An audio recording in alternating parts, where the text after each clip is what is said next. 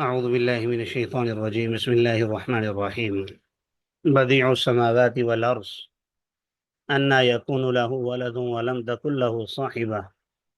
وخلق كل شيء وهو بكل شيء عليم صدق الله العظيم. وقال النبي صلى الله عليه وسلم الكيس من دان نفسه وعمل لما بعد الموت أو كما قال عليه الصلاة والسلام. آج کے ہمارے سبق کا عنوان ہے قرآن اور سائنس، اور دو عنوانات اس میں بنیادی طور پر رکھے گئے ہیں۔ موضوع تو کافی وسیع ہے، وقت کو مد نظر رکھتے ہوئے کیا قرآن اور سائنس میں تعارض ہے، اور اسی بات کی بنیاد پر پھر بعض لوگوں کو یہ بھی کہتے ہوئے سنا کہ اسلام ترقی کی راہ میں رکاوٹ ہے۔ تو اس لیے ہم نے دوسرا عنوان ہی یہ قائم کیا کہ کیا اسلام ترقی کی راہ میں رکاوٹ ہے۔ ہم سب سے پہلے اللہ تبارک و تعالیٰ کی آیت کی طرف آتے ہیں۔ اللہ جل شانہ کا ارشاد ہے سورۃ الانعام آیت نمبر 101، بدیع السماوات والارض، آسمان اور زمین کو پیدا کرنے والی ذات اللہ کی ہے۔ انا یکون لہ ولد، جو ذات اتنی طاقتور ہے، اتنی بڑی ہے، اتنی بڑی بڑی چیزوں کی خالق ہے، تو اس کی اولاد کہاں ہو سکتی ہے؟ انا یکون لہ ولد، اولاد تو کمزوری کی نشانی ہے، بڑھاپے کا سہارا ہے، خوشی کا باعث ہے، غمی کا سبب بھی بن جاتی ہے۔ تو اللہ تبارک و تعالیٰ تو ان تمام چیزوں سے منزہ اور پاک ہیں۔ اس لیے فرمایا قل هو اللہ احد میں، اللہ الصمد لم یلد ولم یولد ولم یکن لہ کفوا احد، کہ اس کا کوئی ہمسر نہیں ہے، اس کا کوئی ہم پلہ نہیں ہے، لیس کمثلہ شیء، اس کی مثل کوئی چیز نہیں ہے، تو اللہ جیسا کوئی بھی نہیں ہے۔ اور یہ بھی فرمایا لیس کمثلہ شیء، کہ اس کی مثال بھی نہیں دی جا سکتی۔ وَلَمْ تَكُنْ لَهُ صَاحِبَةٌ، اور اس کی کوئی بیوی بھی نہیں ہے۔ ہاں، وَخَلَقَ كُلَّ شَيْءٍ، اللہ ہر چیز کا خالق ہے، ہر چیز کو پیدا کرنے والا اللہ تبارک و تعالی ہے، اور صرف پیدا کرنے والا نہیں ہے، وَهُوَ بِكُلِّ شَيْءٍ عَلِيمٌ، وہ ہر چیز کا علم بھی رکھتا ہے۔ جو حدیث مبارکہ میں نے پڑھی، الکیس من دان نفسہ وعمل لما بعد الموت، بظاہر اس کا شاید سائنس سے آپ کو تعلق نظر نہ آئے، لیکن ہے۔ فرمایا کہ تم میں سے عقل مند انسان وہ ہے جو اپنے نفس کو اپنے تابع کر لے۔ ہم سائنس سے یا کسی بھی معاملے سے تب متاثر ہو کر دین اسلام کے خلاف بات کرتے ہیں جب ہم نے اپنی خواہشات کے اور اپنی سوچوں کو بے لگام چھوڑا ہوا ہوتا ہے، جب ہماری سوچیں، ہمارے تمام معاملات اللہ جل جلالہ کے تابع ہوں، جیسے اللہ فرما رہے ہیں ہم نے وہی کرنا ہے، تو پھر ایک دائرہ کار کے اندر اگر ہم سوچیں جیسا کہ ہمیں سوچنے کا حکم ہے، تو پھر کوئی مسئلہ پیدا نہیں ہوتا اور اس میں کوئی پریشانی نہیں ہوتی۔ جیسا کہ نبی کریم صلی اللہ علیہ وسلم نے ارشاد فرمایا کہ تم میں سے کوئی انسان سوچتا ہے کہ اللہ نے مجھے پیدا کیا، آسمان کو پیدا کیا، زمین کو پیدا کیا، فلاں کو پیدا کیا، فلاں کو پیدا کیا، حدیث مبارکہ کا مفہوم عرض کر رہا ہوں، پھر آخر میں ذہن میں آتا ہے کہ اللہ کو کس نے پیدا کیا؟ تو جب یہ خیال آ جائے تو آپ کہہ دیں آمنت باللہ، میں اللہ پر ایمان لایا، لا حول ولا قوت الا باللہ العلی العظیم، کہ اللہ کے سوا کوئی جائے پناہ نہیں ہے، کوئی طاقت و قدرت نہیں ہے، وہی سب سے بلند و بالا ہے۔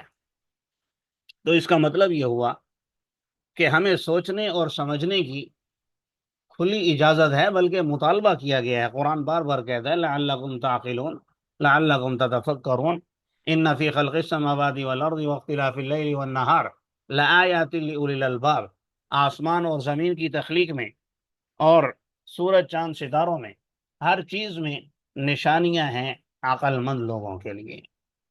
اور یہ بھی کہا کہ صرف ابھی نہیں ہے، آنے والے وقت میں بھی ہم دکھائیں گے، یعنی 1400 سال قبل یہ بات کی جا رہی ہے، سنوریہم آیاتنا فی الآفاق وفی انفسہم، عن قریب ہم ان کو نشانیاں دکھلائیں گے آفاق عالم میں، اور خود ان کی اپنی ذات میں بھی ان کو ہم نشانیاں دکھلائیں گے۔ تو بنیادی طور پر بات کرنے کا مقصد یہ ہے حدیث مبارکہ کا، کہ انسان جب اپنی خواہشات کو لگام ڈال دیتا ہے، انہیں شریعت کے اور اللہ اور اس کے رسول کے حکموں کے تابع کر لیتا ہے، تو پھر وہ تمام چیزوں کو ایک دائرہ کار میں سوچتا ہے، خواہ اس کا تعلق سائنس سے ہو یا کسی بھی چیز سے ہو۔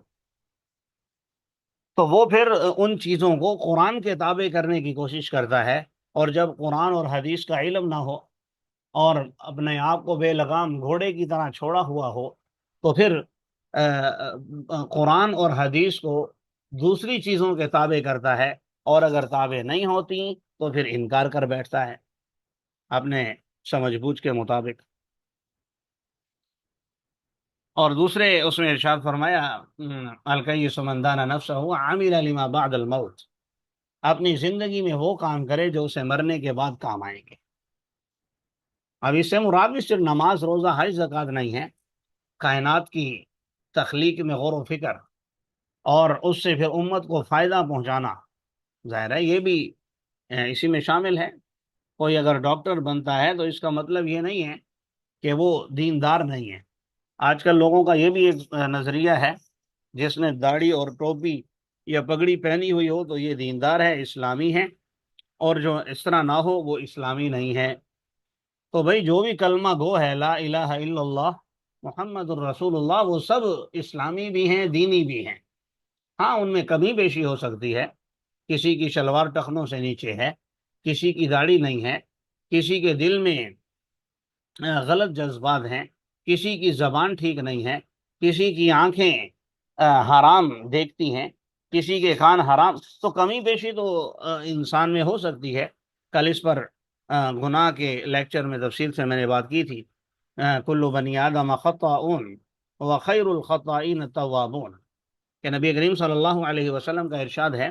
کہ ہر انسان خطا کار ہے، بہترین خطا کار وہ ہے جو اللہ کے سامنے توبہ کرنے والا ہو۔ تو اگر میں یہ عرض کر رہا تھا کہ کوئی ڈاکٹر بنتا ہے، نبی کریم صلی اللہ علیہ وسلم نے ارشاد فرمایا کہ اگر کسی نے کسی ایک انسان کی جان بچائی تو اس نے پوری انسانیت کی جان بچائی۔ تو یہ عام طور پر یہ کام ڈاکٹر وغیرہ ہی کر رہے ہوتے ہیں۔ اسی طرح درختوں کے حوالے سے فرمایا جس نے ایک درخت لگایا، جب تک اس سے چرند پرند اور انسان نفع حاصل کرتے رہیں گے، سایہ حاصل کریں گے، تو لگانے والے کے لیے ثواب ملتا رہے گا، اس کو ثواب ملتا رہے گا۔ تو یہ اب شجرکاری کے حوالے سے حدیث ہے۔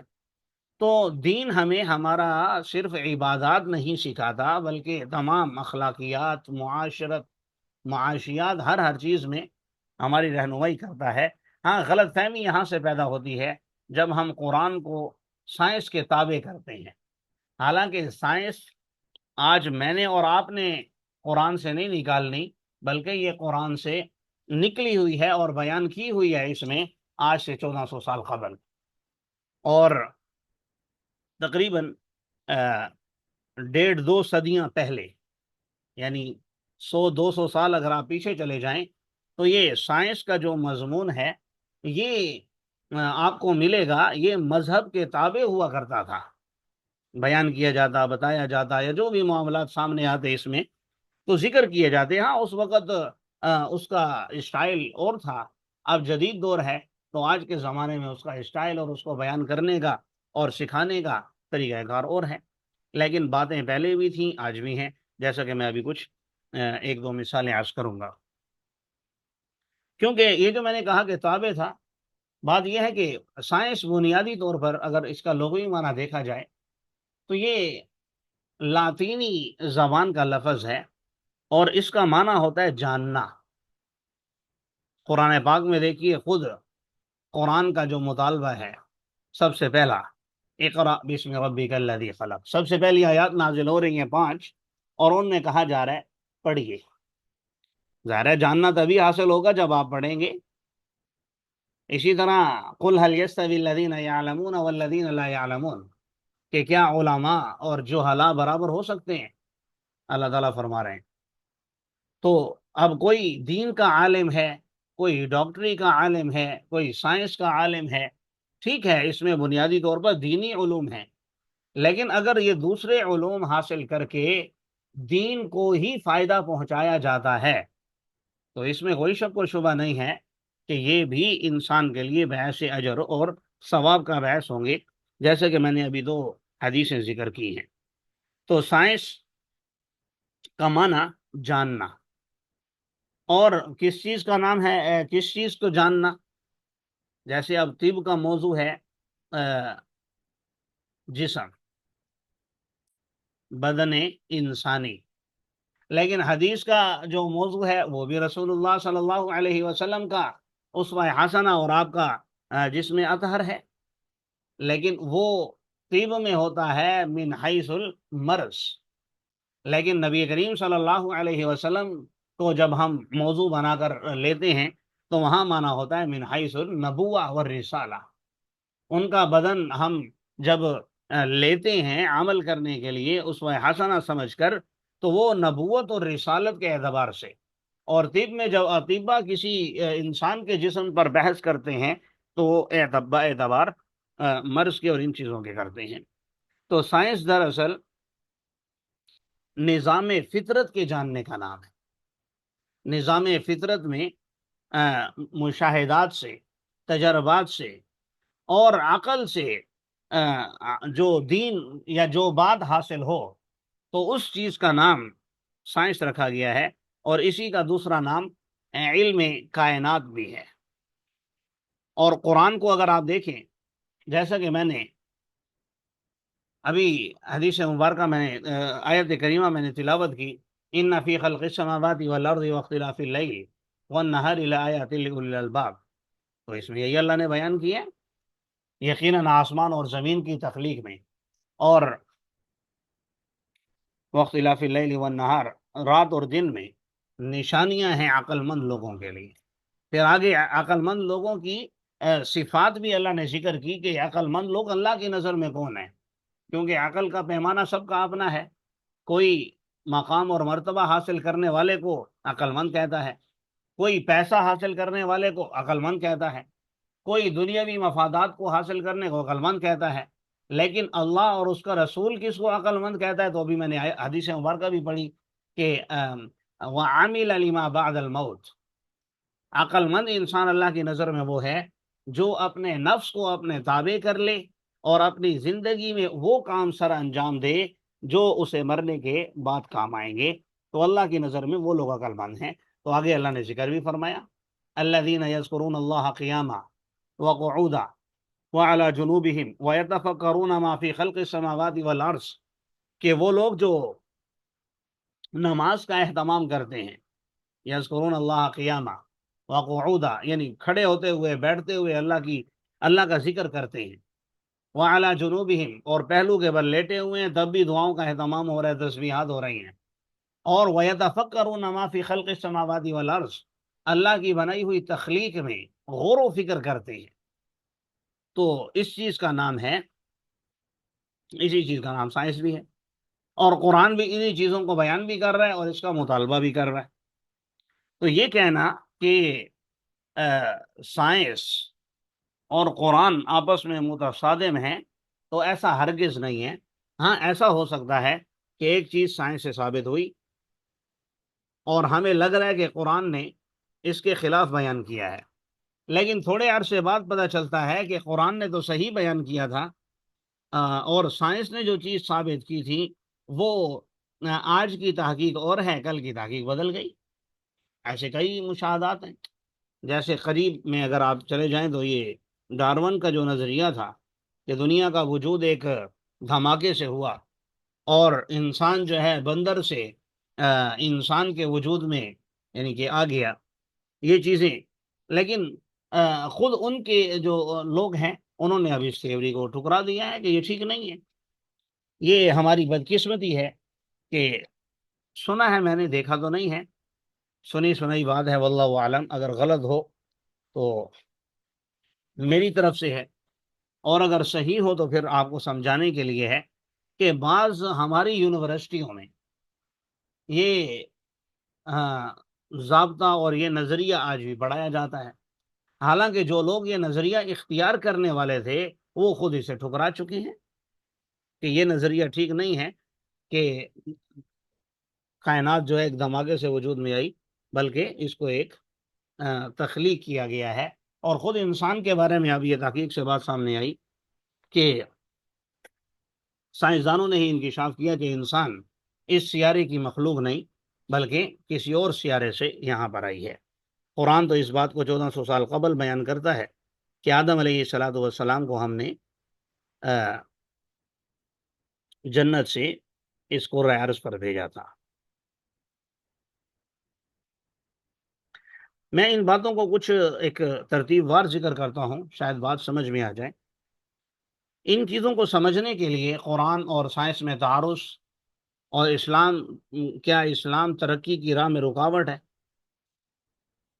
یہ حقیقت ہمیں نہیں بھولنی چاہیے، پیش نظر رکھنی چاہیے کہ قرآن جو ہے ہماری، یہ سائنس کی کتاب نہیں ہے، بلکہ یہ اللہ تبارک و تعالیٰ کی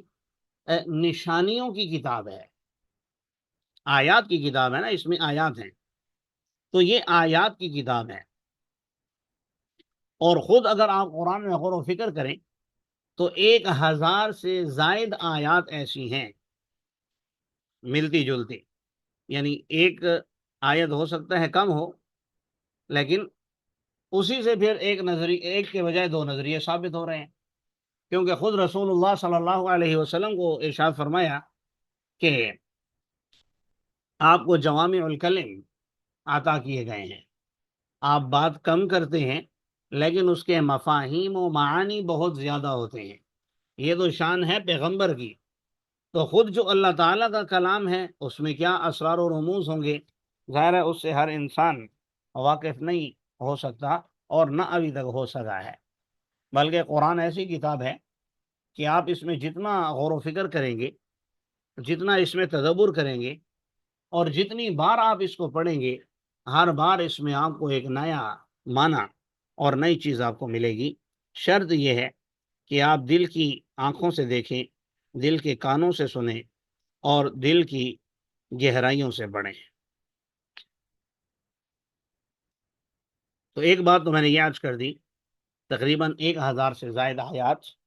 ایسی ہیں جو سائنس سے تعلق رکھتی ہیں، جن سے ثابت ہوتی ہے، لیکن مقصد سائنس کو ثابت کرنا نہیں ہے۔ اور ان آیات میں اللہ تبارک و تعالیٰ نے اپنی بے مثال قدرت اور اسرار و رموز کے متعلق ایسے ایسے انکشافات کیے ہیں،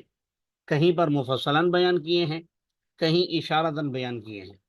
اور پھر ان کو بیان کرنے کے بعد جو اصل مقصد تھا انسان کو دعوت فکر، سائنس کا مقصد بھی یہی ہے، ان کا مقصد اگر صرف سیکھنا سکھانا ہے تو قرآن سے سیکھنا سکھانے کا نہیں، بلکہ اس سے سیکھ کر آپ اپنی آخرت کو درست کر لیں، اصل مقصد یہ ہے۔ میں ایک مثال دیتا ہوں، شاید اس سے بات واضح ہو۔ قرآن پاک میں اللہ تبارک و تعالیٰ کا ارشاد ہے کہ مثل الذین ينفقون اموالهم في سبيل الله كمثل حبة انبتت 7 سنابل في كل سنبلة 100 حبة والله يضاعف لمن يشاء والله واسع علیم۔ یہ سورۃ البقرہ ہے، آیت نمبر 261 ہے، 261۔ مثل الذین ينفقون اموالهم في سبيل اللہ، ان لوگوں کی مثال جو اللہ کے راستے میں خرچ کرتے ہیں اس دانے کی طرح ہے جس کی 7 بالیاں ہوں، فی کل سنبلۃ مئۃ حبہ، اور ہر بالی میں 100 دانے ہوں۔ آگے فرمایا واللہ یضاعف لمن یشاء، یہ تو آپ کو سمجھانے کے لیے ہے 100 دانے، وگرنہ اللہ جس کے لیے چاہے بڑھا بھی دیتا ہے، اور اللہ تعالیٰ تو بہت زیادہ وسعت والے ہیں اور علم والے ہیں۔ اب اس آیت کریمہ میں اللہ تبارک و تعالیٰ نے اللہ کی راہ میں خرچ کرنے کو ایک شرف اور نیکی کی بات بتلایا ہے، اور اسی کی ضمن میں یہ بات بھی بتلائی ہے کہ صدقہ کرنے سے مال بڑھتا ہے۔ چلیں ہم اس موضوع کی طرف نہیں جاتے، مال بڑھتا ہے وہ پھر ایک الگ موضوع ہے۔ یہاں صدقہ کرنے والے کو کاشتکار اور صدقے کے بیج کو تشبیہ دی گئی ہے۔ اللہ تبارک و تعالی نے ایک صدقے کے عوض 700 یا اس سے بھی زیادہ نیکیوں کا ثواب عطا کرنے کا گویا وعدہ کیا ہے۔ اب یہاں جو لفظ ذکر کیا اللہ تبارک و تعالی نے حبہ کا، یہ اس میں جنس ہے، اس میں جنس مراد، اس سے ہر وہ چیز مراد ہے جو آدمی کاشت کرتا ہے، خواہ وہ کسی بھی قسم کا اناج ہو۔ چونکہ اناج میں سب سے مشہور گندم ہے، تو اس لیے حبہ کا ترجمہ گندم سے کیا جاتا ہے، اور زیادہ تر مفسرین نے بھی یہاں پر گندم ہی مراد لی ہے۔ اب یہاں جس مقصد کے لیے میں نے ذکر کی وہ میں جلدی سے نمٹا لوں بات۔ اللہ تعالیٰ نے 1400 سال قبل گندم کے دانوں کی پیداوار میں ایک غیر معمولی اضافہ، ایک بالی میں 100 دانے اور پھر 700 تک، 7 دانے، پھر ہر 7 دانوں 7 بالیوں میں 100 دانے، 700 تک، اور پھر اس سے بھی واللہ یضاعف لمن یشاء، جتنا اللہ چاہے بڑھا دیتے ہیں۔ لیکن آج کا جو انسان ہے اس نے سائنسی طور پر اللہ تبارک و تعالیٰ نے جو یہاں بات بتلائی ہے 700 کی، انسان ابھی تک سائنسی اعتبار سے، ایجادی اعتبار سے وہاں تک پہنچنے میں ناکام ہے۔ اس سلسلے میں ایک کتاب بھی عرض کروں گا، قرآن کریم کے سائنسی انکشافات کتاب ہے، اور مصنف کا نام ہے ابو محمد مختوم زادہ۔ بڑی بہترین کتاب ہے، اس کو دیکھا جا سکتا ہے، اس میں بڑی تفصیلات ہیں۔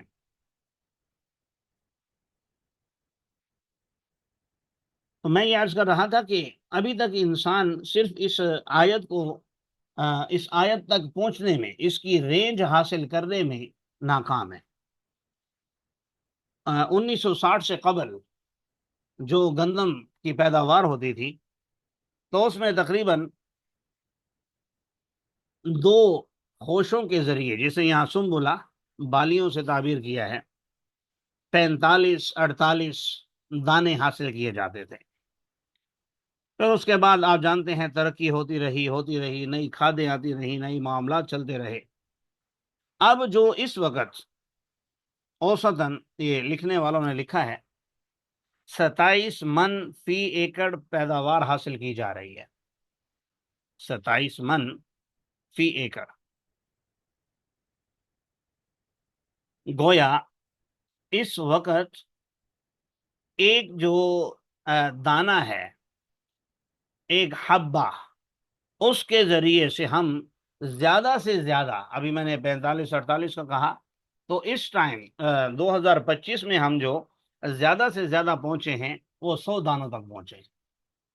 لیکن قرآن کیا بیان کر رہا ہے؟ ابھی میں نے آیت کریمہ آپ حضرات کے سامنے ذکر کی، کمثل حبۃ انبتت 7 سنابل فی کل سنبلۃ 100 حبہ، کہ اس دانے کی مثال جو 7 بالیوں کو اگاتا ہے اور ہر بالی میں 100 دانے۔ ہم گویا 7 بالیوں میں اگر 100 دانے حاصل کرنے میں کامیاب ہوئے ہیں، اب 700 کو 27 سے آپ ضرب دے دیں 7 کو، تو گویا ہمیں 27 من فی ایکڑ سے جو حاصل ہو رہا ہے، تو فی ایکڑ سے ہمیں کم از کم حاصل ہونا چاہیے 189 من گندم فی ایکڑ سے۔ اس آیت کے حساب سے ہمیں حاصل ہونے چاہیے 190، یعنی ایک کم 190 فی ایکڑ سے ہمیں حاصل ہونا چاہیے، لیکن فی الحال جو حاصل ہو رہی ہے وہ تقریباً 27-28 من ہے۔ تو اسی سے آپ اندازہ لگا لیجئے کہ ہم کتنا پیچھے ہیں۔ لیکن یہ ہے کہ اگر قرآن کو سمجھا جائے اور اس میں تدبر کیا جائے، غور و فکر کیا جائے، عمل کرنے کی کوشش کی جائے، اور اسے اسلام کی راہ میں رکاوٹ نہ سمجھا جائے، جتنے بھی سائنسدان گزرے ہیں شروع میں، تو ان کا اسلام سے ہی تعلق تھا، اسلام سے ہی وہ آگے پھیلے ہیں، اور ان لوگوں نے بھی جو کچھ لیا ہے مسلمانوں سے لیا ہے۔ ایک وقت تھا اندلس اور ماوراء النہر کے جو علاقے ہیں، یہ اصطلاح ہے کتابوں میں بھی بہت جگہ آپ نے دیکھی ہوگی، ماوراء النہر، وہاں کے جو علاقے ہیں علم کے شہر کہلایا کرتے تھے۔ بغداد یہ بھی علم کا شہر تھا۔ تو اس وقت یورپ ہماری طرف رجوع کرتا تھا ان چیزوں کو سیکھنے کے لیے۔ یہ افسوس کا مقام ہے کہ ہم نے ان سے متاثر ہو کر اپنے دین کو چھوڑ دیا اور ان کی باتوں کو لے لیا۔ اللہ ہمیں سمجھنے کی اور عمل کرنے کی توفیق عطا فرمائے۔